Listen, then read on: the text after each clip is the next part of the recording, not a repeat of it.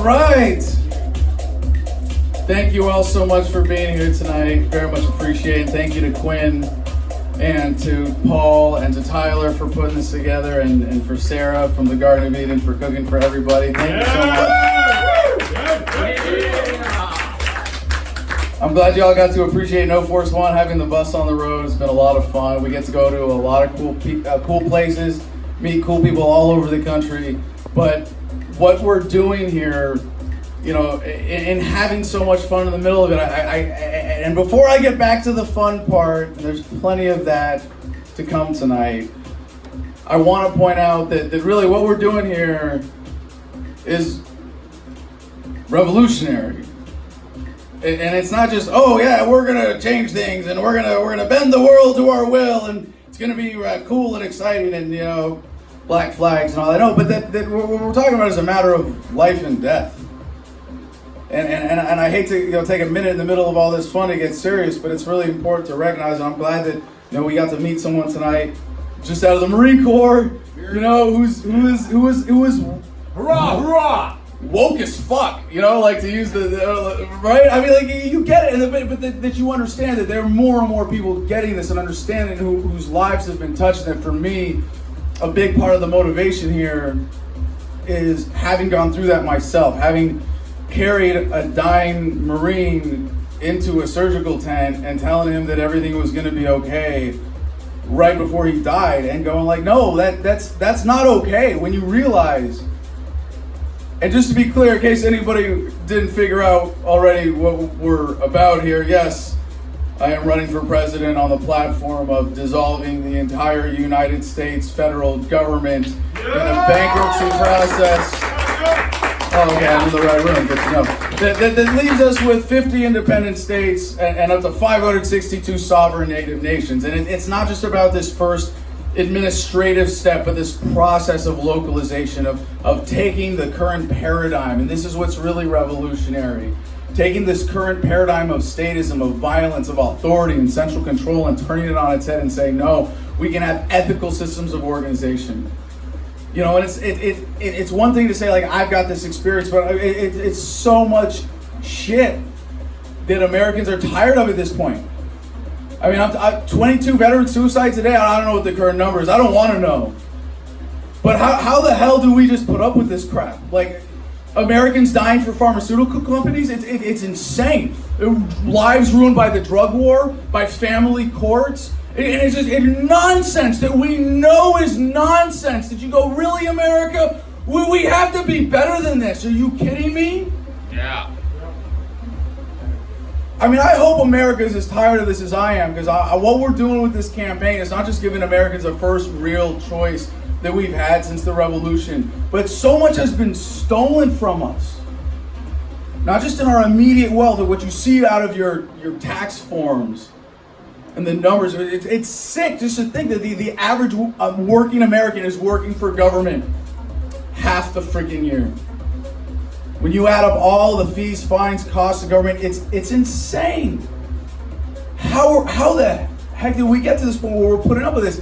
And what we're offering is the first real choice. And that is so huge. To remember what we're up against. What's really revolutionary here, the manifestation, it's nice to have drawn this line in the sand and saying, yes, technically I'm running for president, but it's much more accurate to say that what we are doing is turning the federal election into a referendum on whether or not the federal government of the United States of America should be allowed to exist at all. And it's a big, bold, beautiful line in the sand. And I love traveling, because as soon as you point this out to the average American, most Americans get this. They go, oh yeah, I want to be on the right side of history too. That's the future. There's no way this paradigm continues. There's no way that we stay in this mire of violence. It's disgusting. There's no way we don't evolve past this. And they want this option. They want to make it happen. And we don't know if we're going to be able to do this. We don't know if this is possible, but we're going to damn well find out. And if the American people decide that we're going to put our foot down, we're not going to put up with this crap anymore, no asshole in a suit in Washington, D.C. is ever going to stand in our way. And screw anybody who tells me or the American people otherwise. We are not going to put up with that. And we are not going to be told that we can't do what we have not only a right but a duty as per the Declaration of Independence to do. So this is a really beautiful thing of coming together. This is the shift from authority and power and violence to unity and to love and to harmony. You know, we call it the Love-olution for a reason. Like, that's really the shift. That's what's really behind this, a reorientation of human relationships, of love and respect for each other. And say, I'm not going to see you as an enemy because you disagree with me politically. I'm going to see you as a fellow member of the human family, and I love you, and I want you to have what you want. And that's what localization is. This is the way out. The way out of this paradigm is everybody gets what they want. You want this out of government?